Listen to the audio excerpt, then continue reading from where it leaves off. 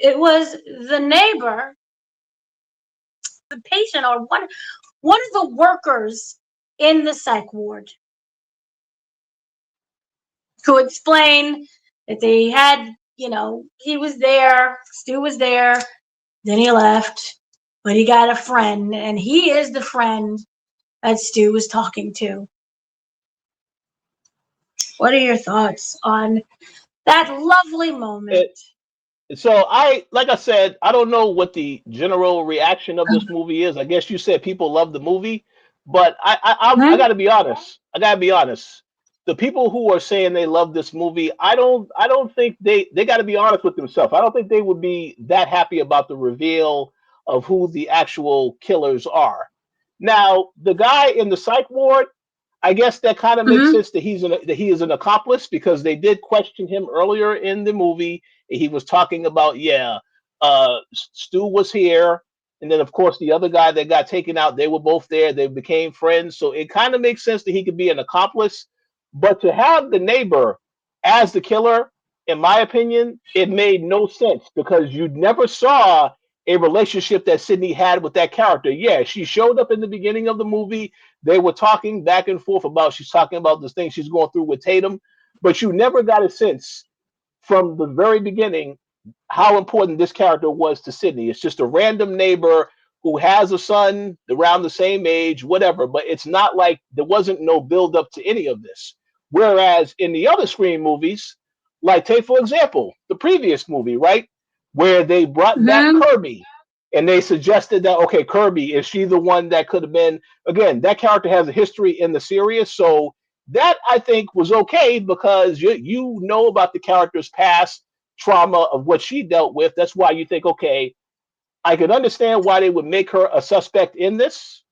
But this here, it made no sense because number one, the actress, I don't have an issue with the actress. She's been in a couple other movies. But that character, I didn't give a damn about that character. I'm like, who the hell is this character and why is it believable? Is it believable that she would be obsessed with Sidney? And she's talking about, oh, I read your book. I was so inspired by your book. I killed my husband and then I started killing all these other people. It made no kind of sense. That to me was very weak as a reveal. That's why I said I wish it was Stu, because at least then it's believable because he has a history with Sidney. It makes perfect sense. Um, Even if they said the person making the AI videos, it was somebody else. Now let's also play quarterback here for a second. Mm-hmm. Let's say that the person was using AI of Billy Loomis. All right. Let's say they were using AI Billy. Obviously, we know Billy is dead. There's no question whatsoever. And then you reveal at the end, oh, it is Stu. I would have been fine with that too. Because again, Matthew Lillard did a great job with all the stuff that he did in this movie. I just think it's unfortunate that you don't go full, you don't really explain what happened to him. You say, oh, he died. Really, he's dead. But yeah, I didn't Mm-hmm. like that. I didn't like that. So I had an issue with that. You can't use Billy because Billy had such a huge arc when it came to 6. Yes, So yes. I understand I'm not doing that. And since the very beginning of Stu's death, there's always been, well, is he alive or is he really what's really going Mm. on with Stu? And even online, it's like, where's Stu?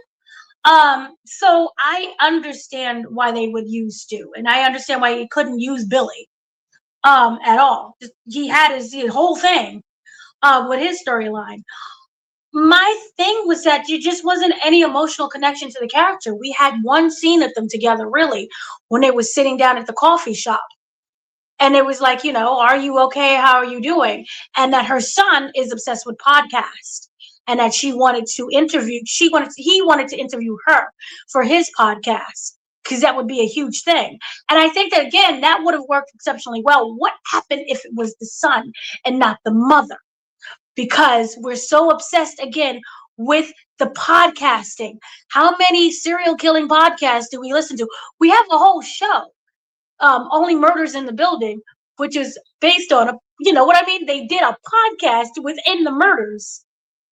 It was about the murders in the building. And that's where the podcast originated. We are obsessed with podcasts to the point where there is an unnecessary Emmys category for podcasting.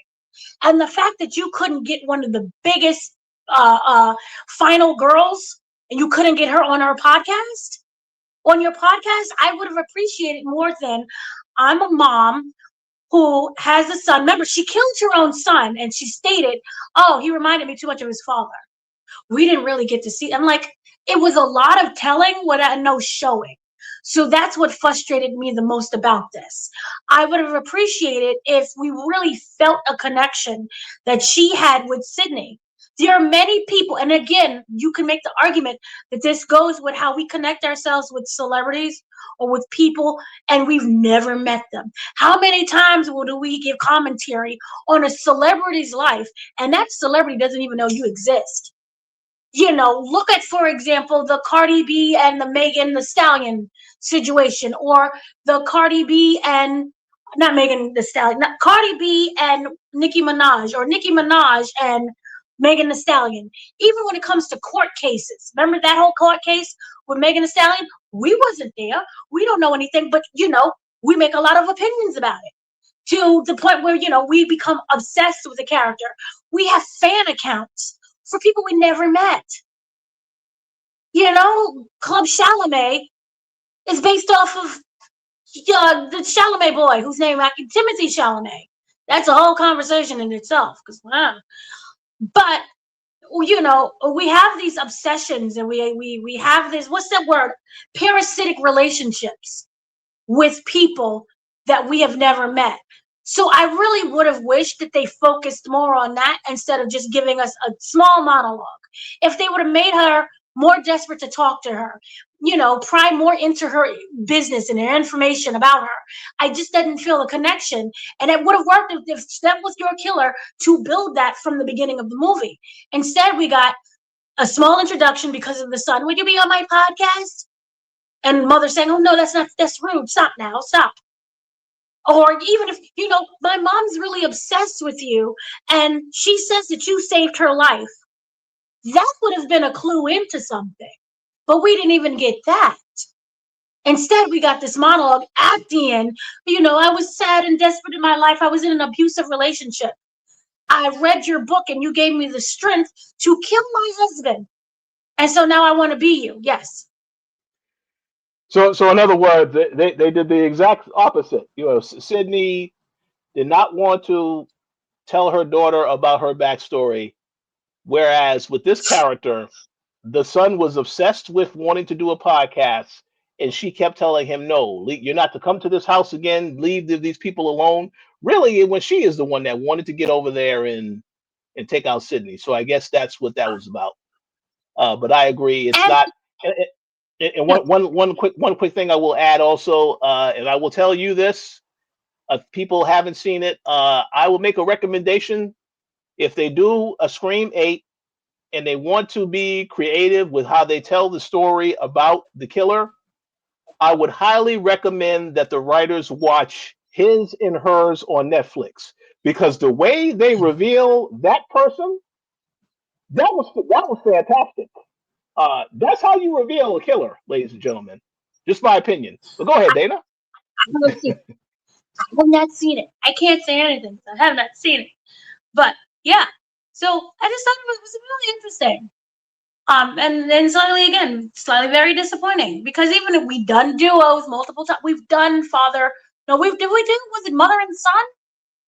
We've done duos with their family members, and even if you say that's too repetitive, it would have just made sense, because the concept, the realization of it was going to be silly either way. But you could have really built on a parasitic relationship and then dragged the son into it as well. But you didn't. You killed the son because he reminded you too much of his father. Okay. But now you want to kill Sidney because Sidney didn't respond and interact with you the way that you wanted to. But meanwhile, we never saw that interaction.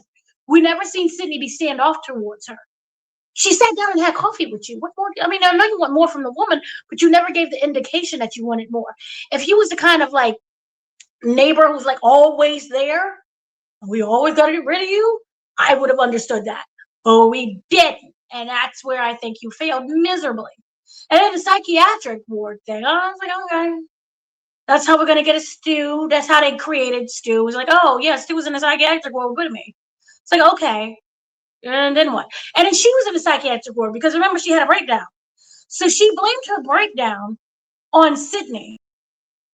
That would have been a really great way of how we obsess about characters, how we blame other people for our own misfortunes and mistakes and actions that we do, but we never got to that point. And that is what is so frustrating to me about that.